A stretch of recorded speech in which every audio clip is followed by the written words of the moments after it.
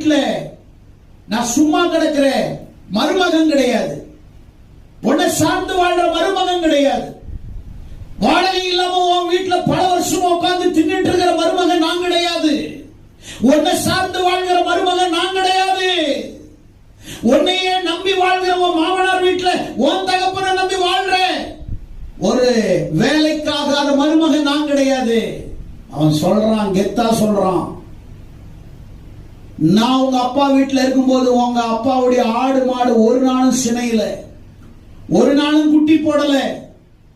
உன் மந்தையின் கடாக்களை உங்க அப்பாவுடைய ஆடு மேய்ச்சிட்டு இருந்தாலும் ஒரு நாள் ஒரு கடாவை சந்தோஷத்துல அடிச்சு நான் திங்கல. பீருண்டதை நான் உன்னிடத்திலே கொண்டு வரல.